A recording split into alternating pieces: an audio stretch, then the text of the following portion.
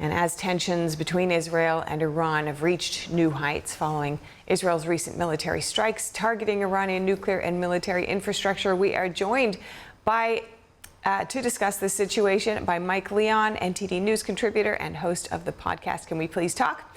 And also with us is Colonel Darin Gaub, a Black Hawk helicopter pilot and former battalion commander with the U.S. Army. Good to have you both with us this morning. To start with, Mike, President Donald Trump on Sunday saying meetings are being held to end the escalatory exchange of strikes between Iran and Israel, as we just heard.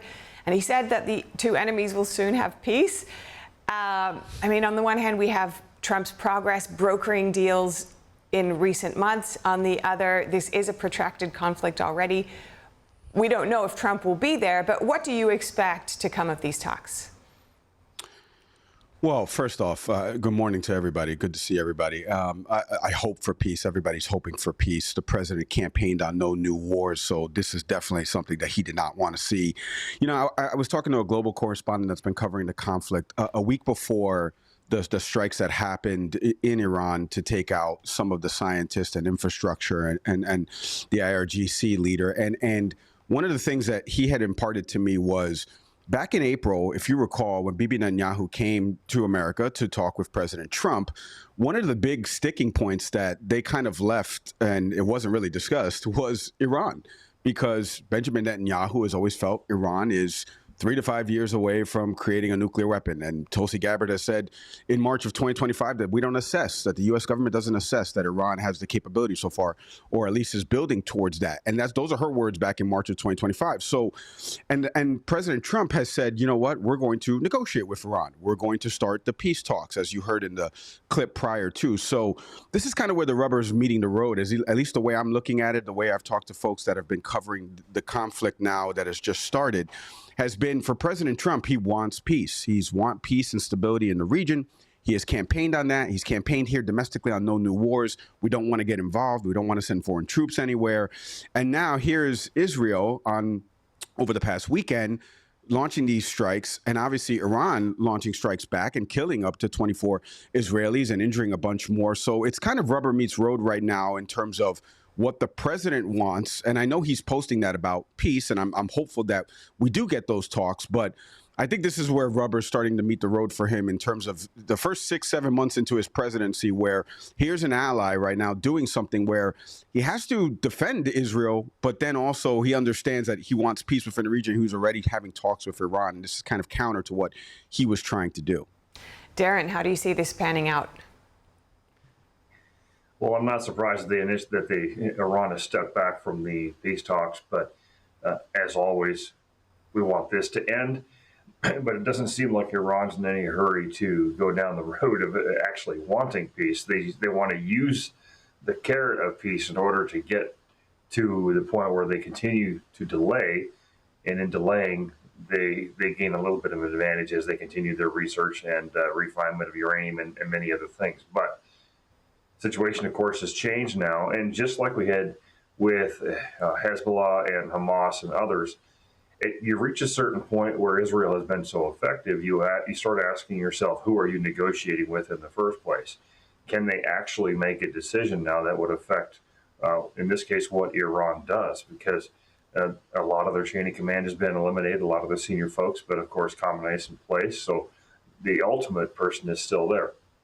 The question is, how long will he remain, and how long will Iran internally remain in some form of stability, given that the Iranian people are seeing an opportunity to potentially throw off their own dictators and take their country back and reverse what happened in 1979.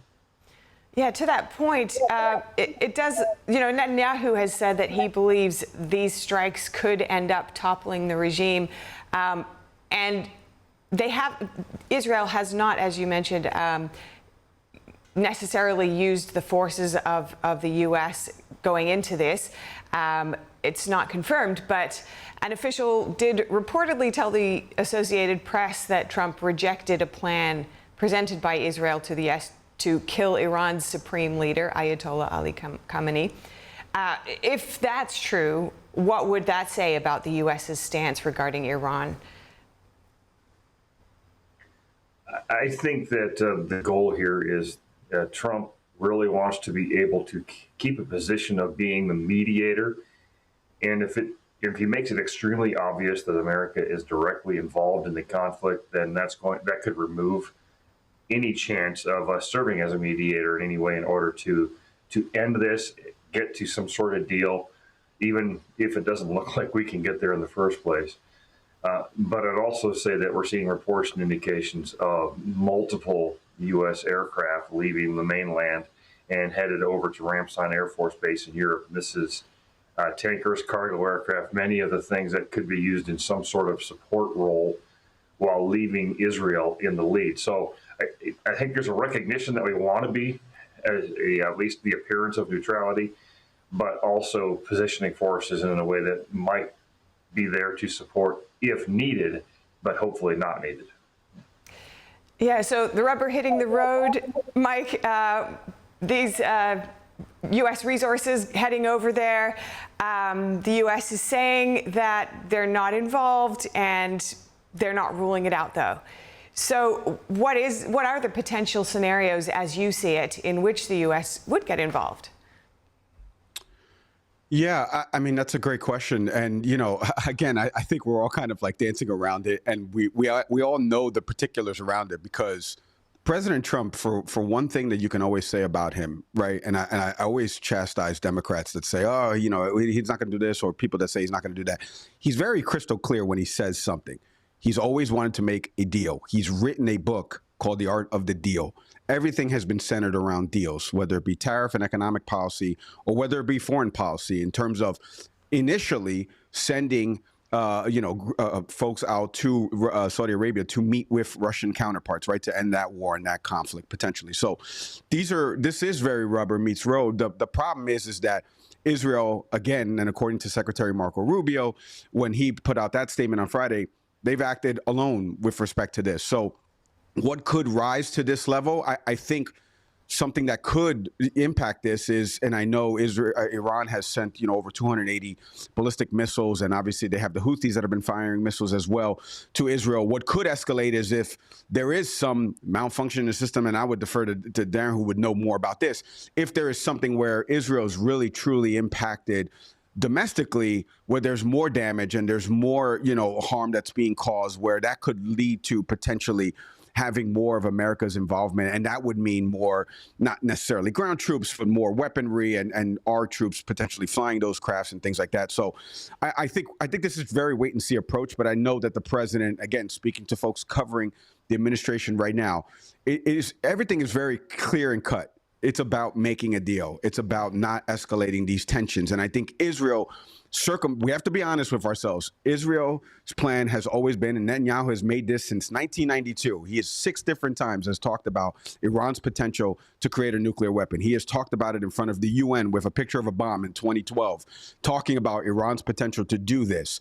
They haven't reached it yet. He feels that that's it, and he feels like the solution is to attack Iran's infrastructure. So this started because of last weekend, and now we have what Iran is doing retaliatory-wise, all the while Darin said the president is trying to be the mediator in all of this, and we have to see where it all shakes out. And finally, Darin, President Trump mentioned speaking with Russian President Vladimir Putin. He's expressed openness to Russian mediation on this conflict. What role do you think Russia could realistically play in de-escalating the conflict, and how might that affect U.S. interests in the region? Well, Russia could play a role just because of their relationship with Iran. The ties between Russia, Iran, and China are in place. They're very strong. And I guess that's the 2 places you'd have any chance at all about dealing with Iran and having direct talks with them, or indirect talks with them, I should say. I seriously doubt Putin's going to go somewhere and sit down at the table and have a conversation, but I'm sure but he could pick up a phone and do that. That's for sure. Because they're interested in the future of Iran. And because Iran sells arms to Russia, there's a lot of drones that go north. And then, of course, Iran sells a significant amount of oil to China. And if there is a level of destruction in Iran based on these attacks that impacts their ability to export oil, in this case, now you're talking about a significant part of what fuels China is gone. So we have to think about how those different pieces and parts come together. And so Russia is interested in what happens in Iran, and they may want to step in and be a part of that mediation team. Because I think we're going to get to a point, if this continues down this road, as Mike said, to where the threat to Israel escalates to the point where there's so much destruction that they convince America and Trump specifically to get involved even on a limited basis in order to help remove some of that threat initially. No boots on ground. And in fact, there's a lot of ways to do this kind of thing without even putting our pilots in the skies over Iran. That the Navy could use Tomahawks and things like that that limit the risk of America, but do show our direct involvement at this point. At this point, I would say that there's a very good chance you're going to see us involved in some way, a little bit more publicly. But I mean, you're not going to see American soldiers on the ground in Iran. I don't think I wouldn't want that either. Well, it certainly is a complex picture. Keeping our eyes trained on the latest developments. Thank you so much, Mike Leon, Darin Gaub.